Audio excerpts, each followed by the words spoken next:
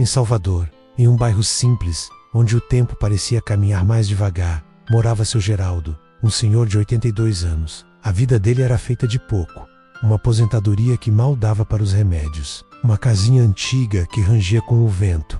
E um coração marcado pelo silêncio das tardes solitárias. Mas seu Geraldo tinha um ritual. Todo dia, às 3 da tarde, ele se sentava na sua cadeira de balanço na varanda. Via a rua, sorria para quem passava e acenava, mesmo quando ninguém olhava de volta. Os vizinhos comentavam baixo: coitado, ainda esperando o filho.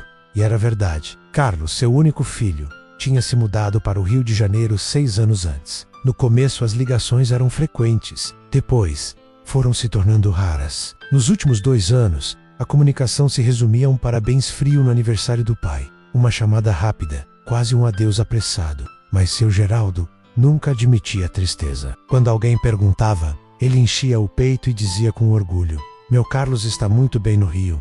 Fez uma vida linda lá. Ninguém via a dor por trás daquele sorriso. A dor de quem só era lembrado quando era conveniente. E não era só o filho. Sobrinhos, parentes, todos tinham desaparecido com o tempo. Quando ele ficava doente, era a dona Marilda, a vizinha da frente, quem corria com ele para o hospital. Quando a comida faltava, era ela quem aparecia com uma marmita quentinha, escondida num pano de prato. Quando a conta de luz ameaçava ser cortada, era seu Antônio, da padaria da esquina, que chegava com R$ 50 e um tapinha no ombro. Até que numa manhã silenciosa, seu Geraldo acordou diferente. Ele sentia um cansaço que não era do corpo, mas da alma. Olhou para o teto do quarto e sussurrou para si mesmo: onde foi que eu errei? Nesse dia, ele não foi para a varanda, não acenou para ninguém. Ficou dentro de casa, olhando as fotos na parede. Um pequeno Carlos nos braços do pai, sorrindo com o futuro inteiro pela frente.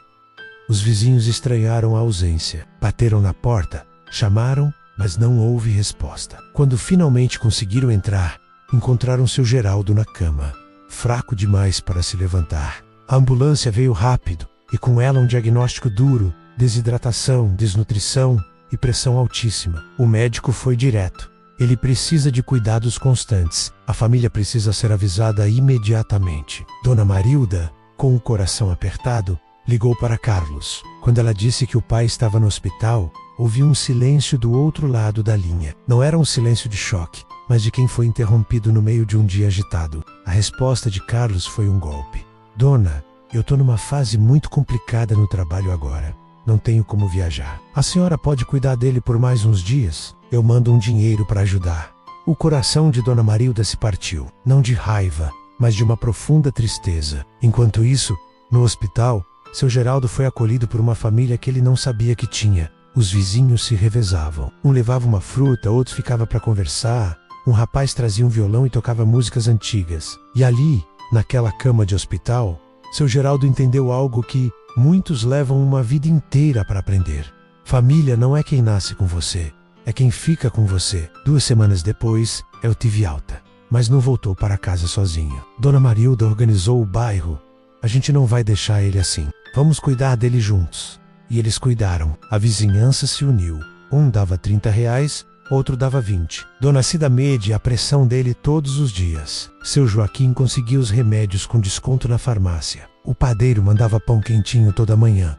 E todas as noites, seu Geraldo chorava em silêncio. Mas agora, eram lágrimas de gratidão. Carlos não sabia de nada disso. Continuava no Rio, postando fotos em restaurantes caros, reclamando do trânsito, compartilhando seus finais de semana na praia, e todo mês enviava R$ 200 para o pai, achando que aquele dinheiro comprava sua presença, que era suficiente para pagar sua ausência. Até que um dia, o telefone dele tocou. Era um número desconhecido. Do outro lado, uma voz séria disse: Senhor Carlos, aqui é da Defensoria Pública. Fomos informados de uma denúncia de abandono material e afetivo de idoso. Carlos ficou sem chão. Ele nunca imaginou que alguém estivesse vendo. Nunca pensou que alguém se importaria. Ele não esperava que o mundo, de alguma forma, pudesse cobrar. Dias depois, ele desembarcou em Salvador, irritado, sentindo-se a vítima da situação. Mas quando virou a esquina da rua do pai, ele parou o carro. A casa estava diferente, tinha saído pintada. Havia flores na varanda. E o pai? O pai estava sentado na cadeira de balanço, mas agora rodeado de gente, sorrindo de um jeito que Carlos não via há anos. Seu Geraldo se levantou devagar, caminhou até o portão, olhou o filho nos olhos e disse apenas: "Oi, meu filho", sem brilho no olhar, sem mágoa na voz, apenas a verdade nua e crua da distância entre eles. Dona Marilda se aproximou e, com a voz cheia de emoção, falou baixo para Carlos: "Seu pai quase morreu. E não foi por doença, foi por solidão. Você tem a sua vida, a gente entende, mas ele tem o direito de terminar a dele com dignidade." Carlos tentou argumentar, mas pela primeira vez, ele olhou de verdade para o pai. Ele viu o homem que o criou, que fez jornada dupla para não lhe faltar nada, que o carregou no colo até os braços doerem. E ali na frente daquela casa renovada pelo afeto dos outros, Carlos sentiu vergonha. Algo finalmente se quebrou dentro dele. Ele ficou uma semana na cidade. Conheceu os vizinhos que tinham se tornado mais família para seu pai do que ele jamais foi. Ouviu as histórias, entendeu o peso da sua ausência. A Pet Dolly, ele assumiu um compromisso de verdade, uma pensão digna, visitas frequentes e, o mais importante, presença. Mas o que Carlos nunca soube é que, muito antes do seu dinheiro chegar ou de suas visitas começarem, seu Geraldo já tinha tudo o que precisava. Ele tinha o amor de um bairro inteiro, que o escolheu como família.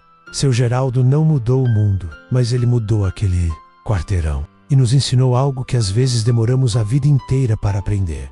Amor não é o que você faz quando sobra tempo.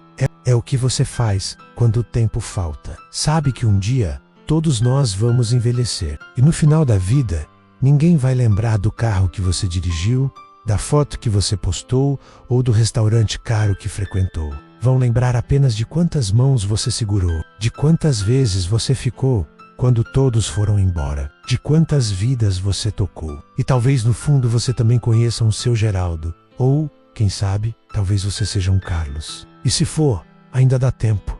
Sempre dá tempo de fazer o que é certo. A vida cobra, e quando ela cobrar, que a sua consciência esteja em paz. Obrigado por assistir, e se essa história tocou você, compartilhe. A gente se vê na próxima.